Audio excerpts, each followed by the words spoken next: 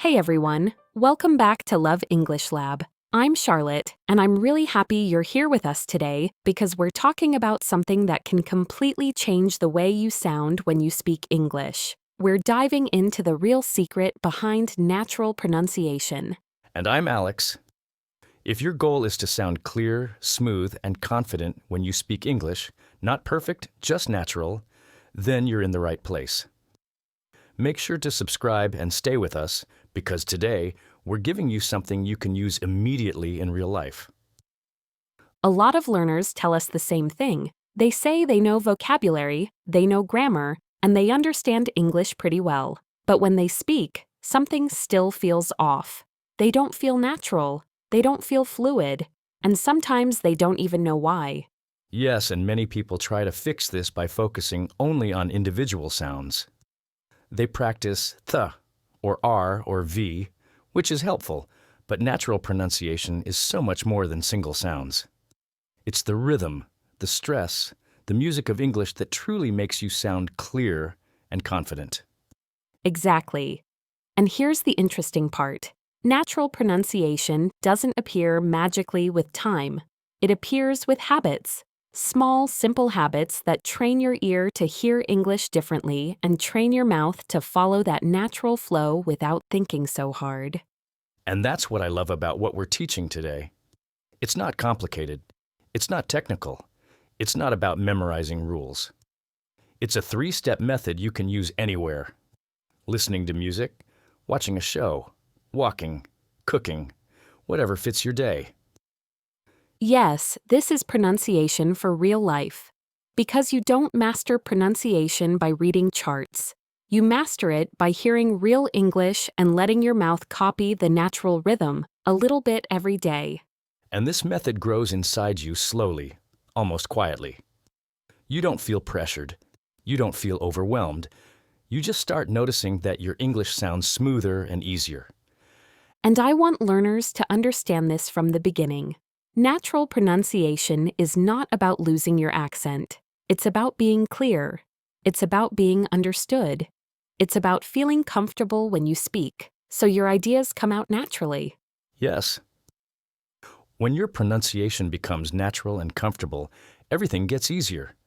Your conversations, your confidence, your listening, everything. English stops feeling like a performance and starts feeling like a normal voice inside you. And the best part is that this method works for every level. If you're a beginner, you can start today with simple phrases.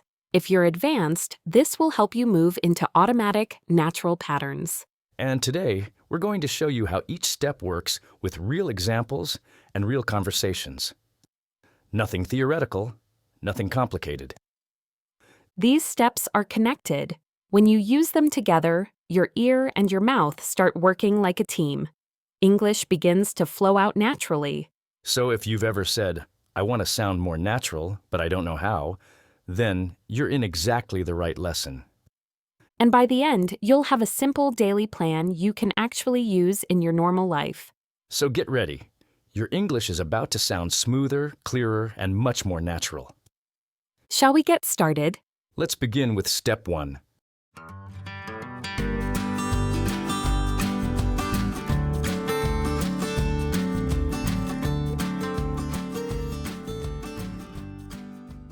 So Alex, let's start with the first step because this one is the foundation of everything. If learners only did this step every day, just a few minutes, they would already hear a big difference in how English sounds to them and how they speak it. Yes, this step is really important because before your mouth can sound natural, your ear has to recognize the natural sound of English. English isn't just words. It's rhythm.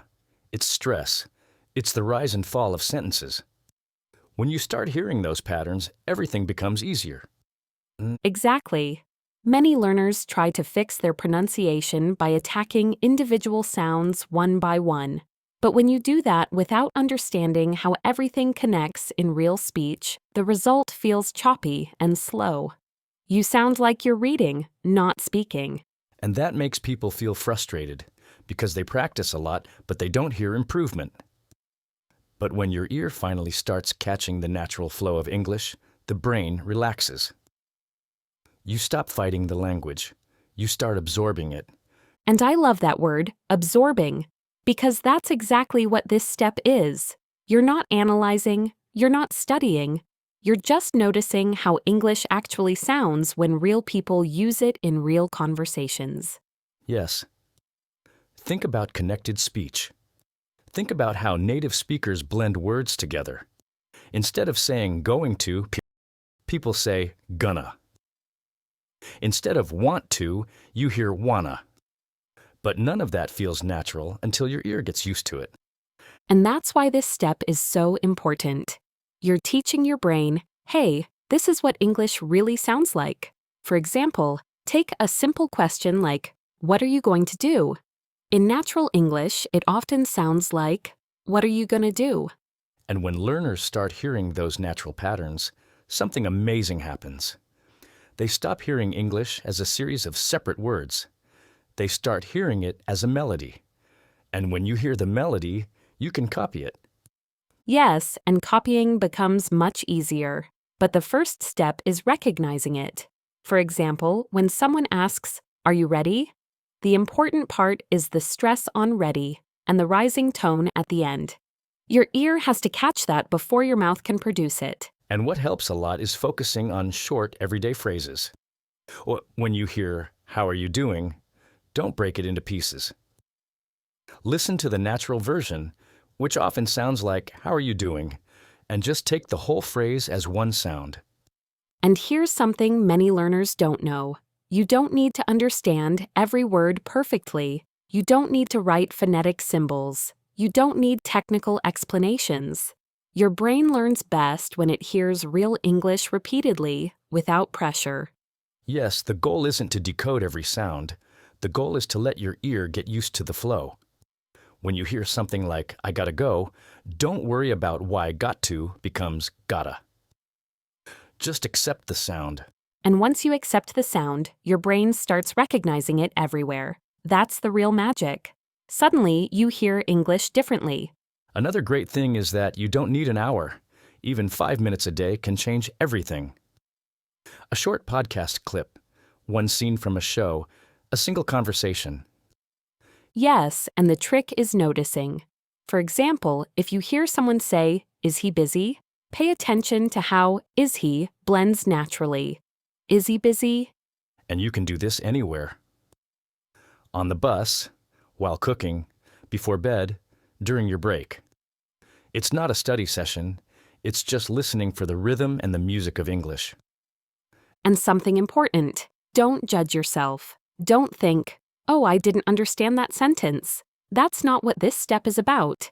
This step is about exposure.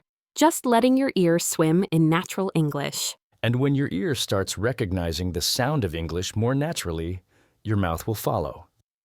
You'll begin to mimic those patterns without noticing. Yes, because you can't imitate what you can't hear clearly. That's why tuning your ear is the first and most important step. And when that pattern becomes familiar to you, the next step becomes fun and much easier. Because step 2 is all about letting your mouth join the music your ear has already learned. So let's go to step 2 and show learners how to transform that listening into natural, confident speaking.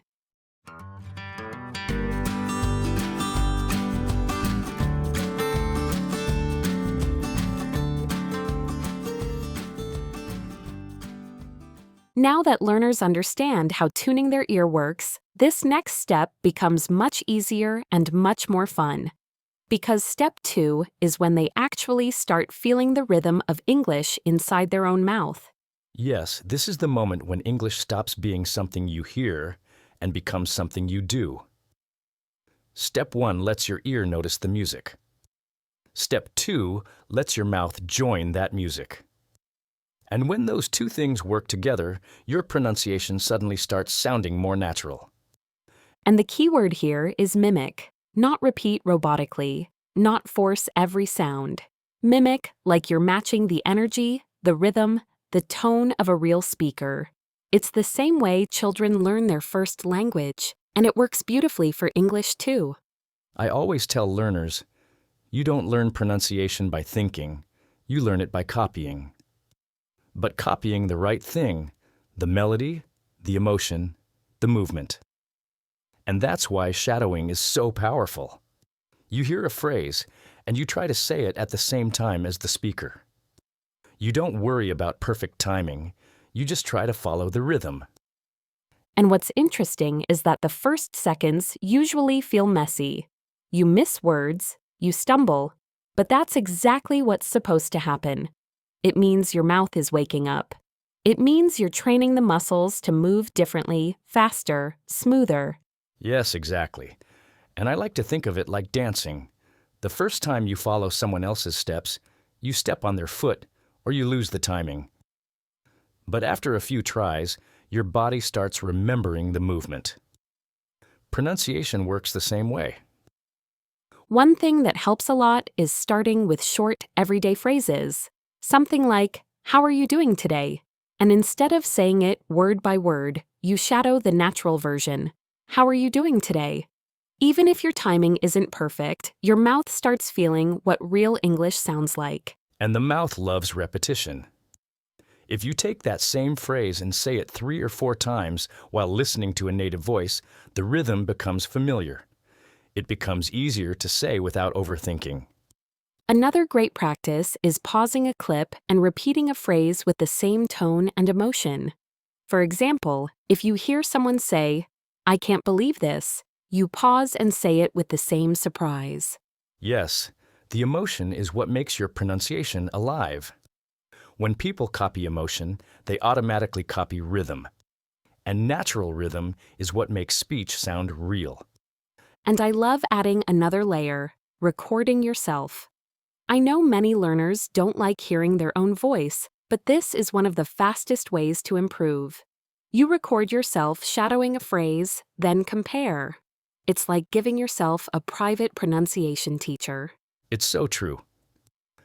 And what happens is that learners notice small things they never heard before. Maybe their stress wasn't strong enough. Maybe their voice stayed flat. Maybe they rushed a word. And once they notice it, they can fix it. And that fixing doesn't take long. Sometimes 1 or 2 more tries and the phrase suddenly feels smoother. You hear yourself and think, "That actually sounded good." And that moment feels incredible. It gives confidence instantly. It makes learners think, if I can sound natural in one phrase, I can sound natural in many. Another fun way to practice is choosing lines from shows, movies, or YouTube videos you love. When a character says something with strong emotion, pause it and repeat the line with the same attitude. That adds so much personality to your English. And these little imitations are powerful because they teach your mouth to move without fear. You're not analyzing grammar. You're not thinking about vocabulary. You're just speaking with natural energy. You can also use things happening around you. If you're walking and you see something interesting, say it in English with the same rhythm you've been practicing. For example, "The sky looks beautiful today." Yes, describing your environment is great because it connects real life and natural sound. It tells your brain, these patterns belong in my daily world. And when English feels part of your world, your pronunciation flows more naturally. Something else people can do is short emotional reactions. If something surprises you, say, "No way," naturally. If something annoys you, say, "Come on," with a natural drop. Small emotional lines help your mouth react automatically. And those reactions are gold. They prepare your mouth for real-life conversations because that's how people speak in daily situations. Short, emotional, connected. Another trick I like is practicing predictions. For example, "I'm gonna start in a minute," or "I think it'll rain." Saying small predictions with natural intonation trains real-life English. And the more you do it, the less your mouth tries to return to slow, separated pronunciation. Your mouth begins to trust English rhythm. And that trust is everything. When your mouth trusts the rhythm, speaking becomes smoother and less stressful. You stop pausing between every word, and you start speaking in phrases. Yes, because natural pronunciation is not about perfect sounds, it's about natural flow. And step 2 gives you that flow little by little. And when you combine that flow with the listening habits from step 1, you're preparing yourself for something even better: automatic pronunciation. That's where everything becomes easier. And that's exactly what step 3 is about.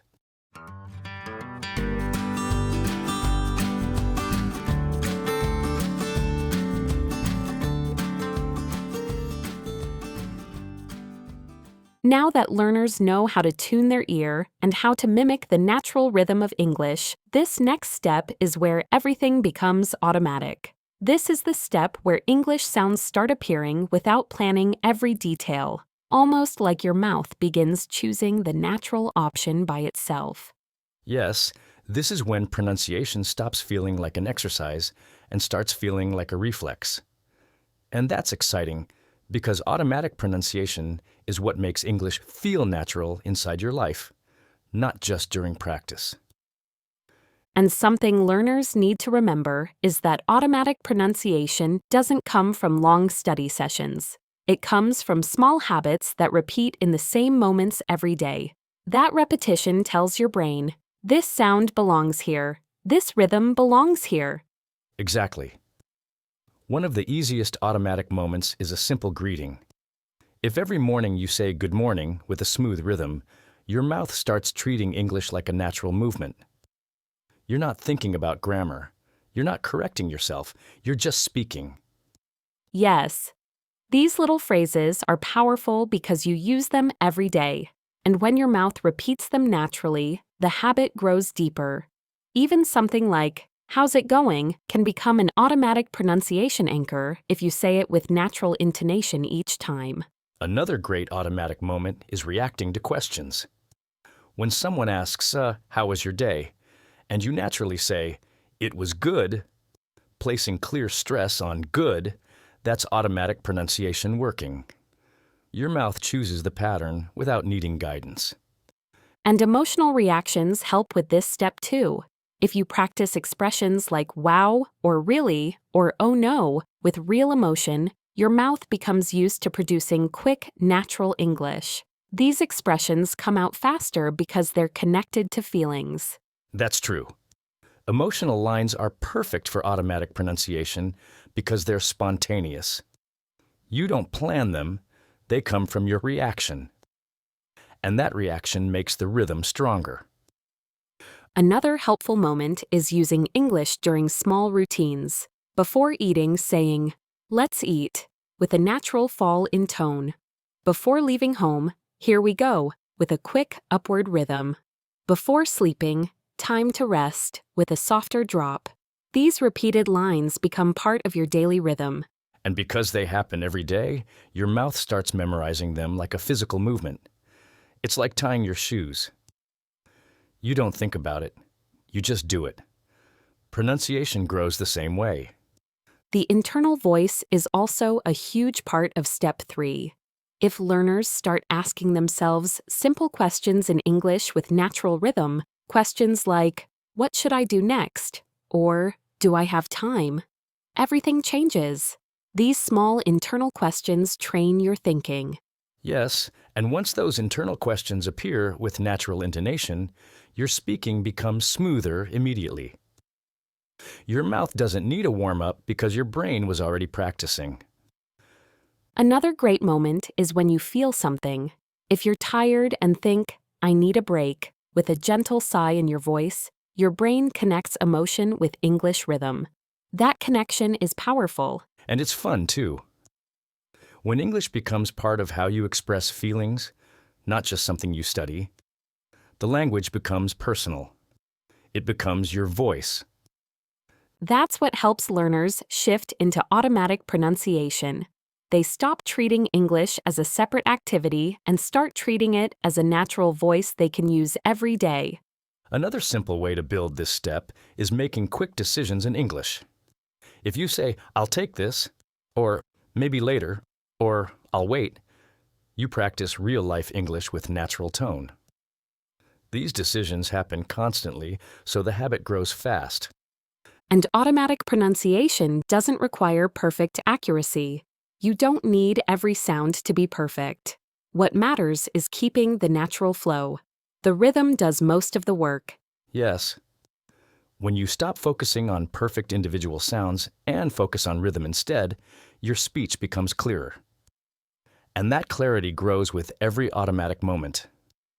Another exercise is choosing one daily moment as your English sound zone. Maybe your walk home, your shower, your coffee break. During that moment, you think or speak softly in English with natural flow. And your brain makes a connection. This moment equals English rhythm. And little by little, those patterns begin appearing in other moments too.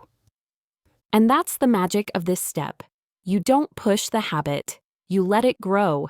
The more you connect English to your routines, your reactions, and your emotions, the more natural your pronunciation becomes. And once learners begin to feel that flow, something changes inside them. They stop doubting. They start trusting their voice. Yes, because automatic pronunciation gives confidence. When your mouth moves naturally, you don't worry about sounding wrong. You just speak. And that's the purpose of Step 3. Helping you reach a place where natural pronunciation isn't something you try to do. It's something that appears on its own. Now that learners understand this, we can show them how to use all 3 steps together in real life so their progress keeps growing every day. Yes. Because when you connect these steps to your daily world, everything becomes easier.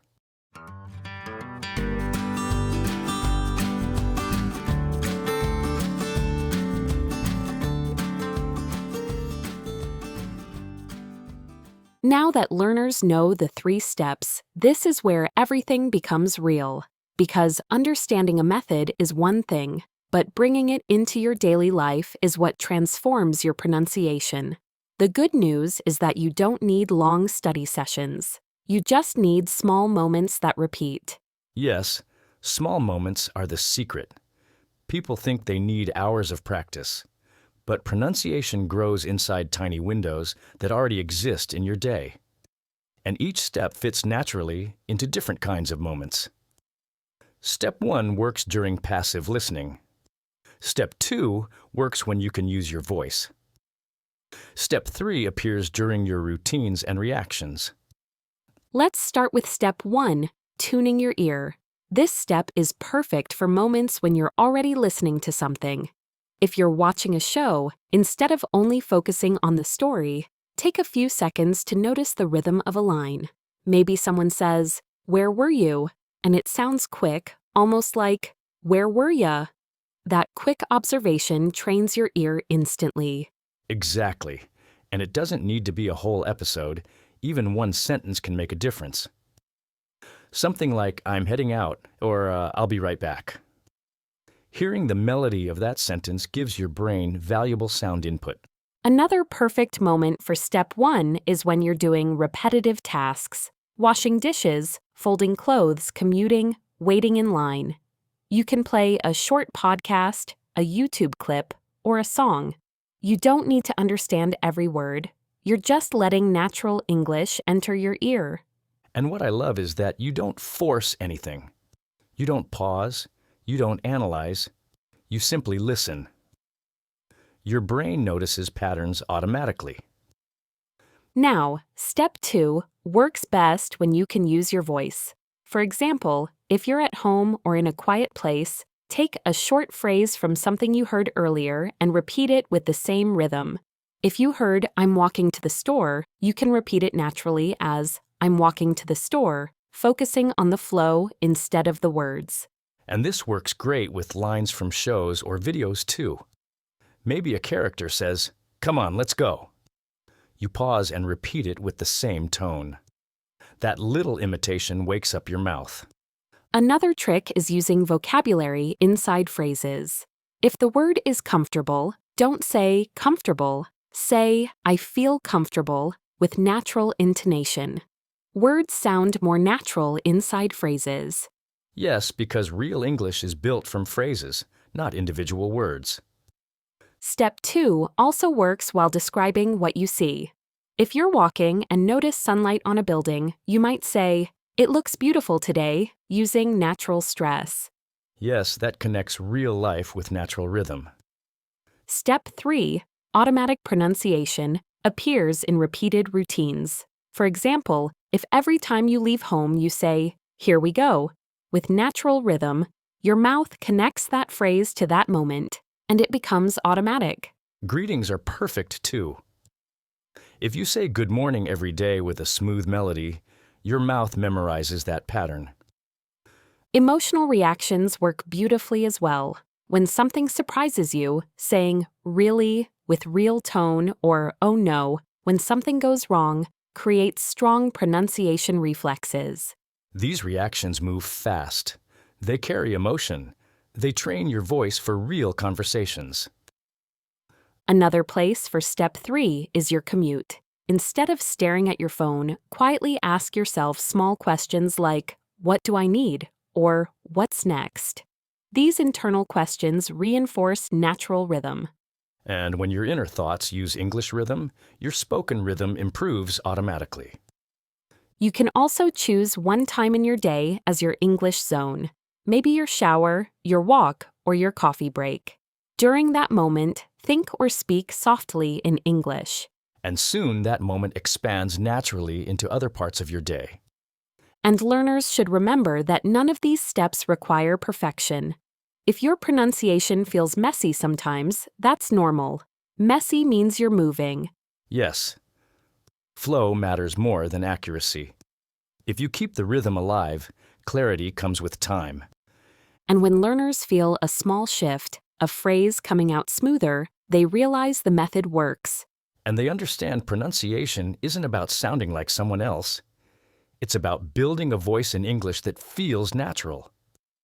And that voice grows in simple moments. And the more they repeat those moments, the stronger the habit becomes. Now that they know how to bring these steps into daily life, we can help them create a long-term habit. Yes, because consistency is what makes natural pronunciation last.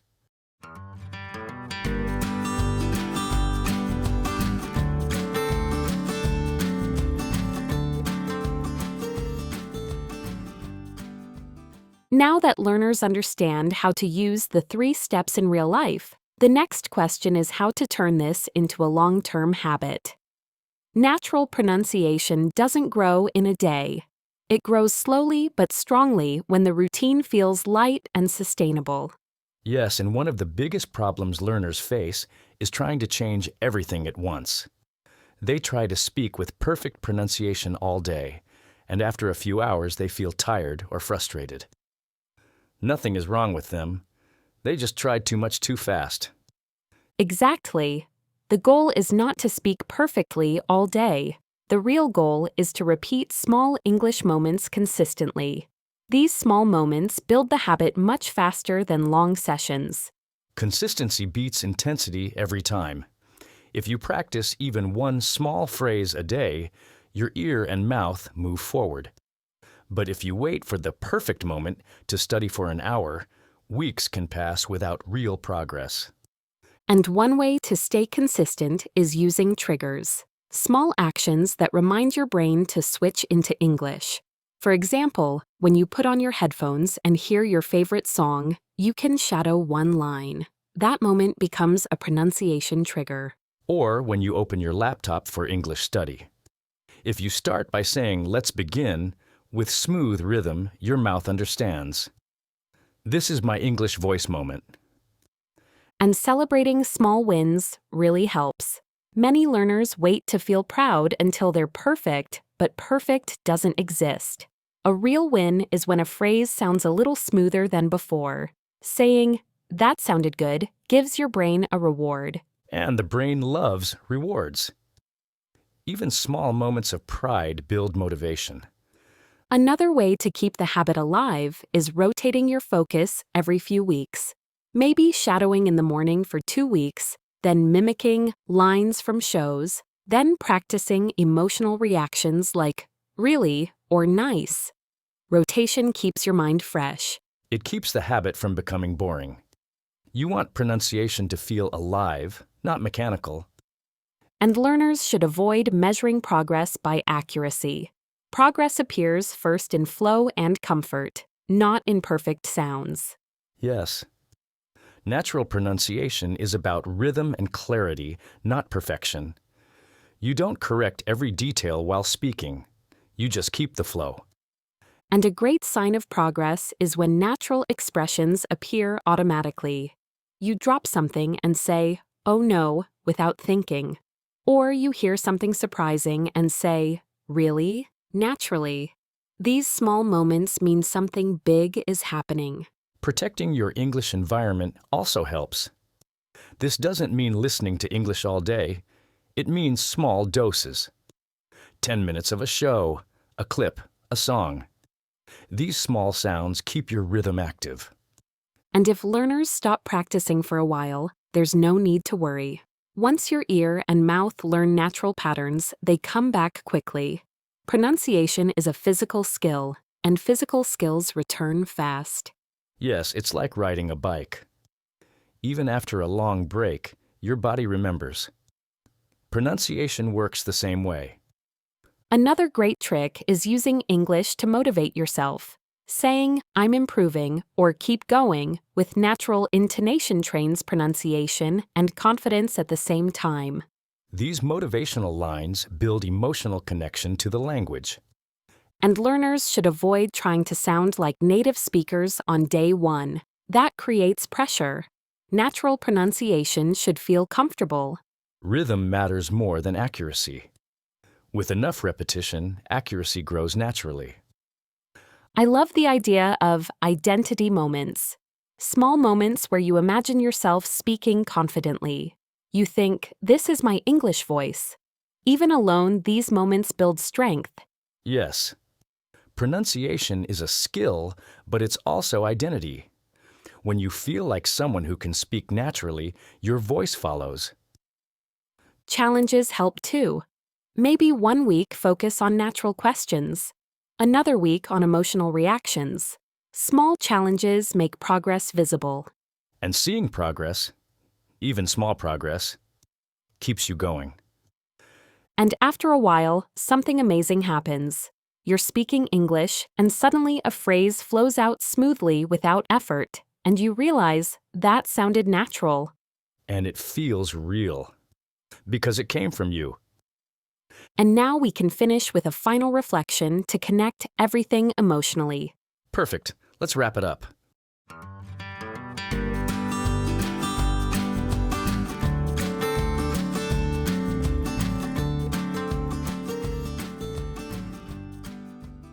You know, Alex, after walking through these 3 steps, I keep thinking about something important. Natural pronunciation isn't just about sounding good, it's about finding your voice in English, a voice that feels honest, comfortable, and real. Yes. Many learners focus so much on avoiding mistakes that they stop trusting their voice. But when they start hearing English differently and letting their mouth follow that rhythm, something opens inside them. They feel capable again. Exactly. Natural pronunciation doesn't come from perfection, it comes from connection. Every time a learner listens to a natural phrase, every time they mimic a line with emotion, every time they say a simple reaction like "nice" or "really" with real tone, they build a new pattern in their mind. And that pattern grows quietly. You don't always notice it day by day, but suddenly a moment surprises you.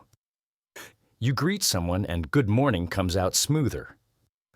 Or you answer a question and your intonation feels natural. Those moments prove the method works. And I love that small moments are enough. Learners don't need to remove their accent. They don't need to sound like someone else. Their voice in English can still sound like them, just clearer, more confident, more natural. Yes. And when learners stop chasing perfection, they relax. And when they relax, English rhythm finally has room to appear. That's what we want for everyone listening. We want them to feel free, free to try, free to speak, free to make mistakes, free to sound human. Natural pronunciation isn't about controlling every sound. It's about letting English become part of your expression. And once people stop fighting the language, English starts cooperating with them. The ear understands more. The mouth moves more easily. The rhythm becomes familiar. And I hope they remember that this journey is built on small steps. One phrase, one sound, one moment, that's all it takes. And when they feel frustrated, they should remember this method isn't about speed, it's about repetition. If they keep listening, keep mimicking, keep bringing English into daily moments, their voice will grow naturally. And one day, without forcing it, they'll speak English and hear a rhythm they never had before. And they'll think, that sounded natural. I did that. And it will feel real because it is theirs. So to everyone listening, keep going. Keep tuning your ear. Keep imitating the melodies you love. Keep creating English moments in your day. These small actions are building something big inside you. And remember, your pronunciation doesn't define your value.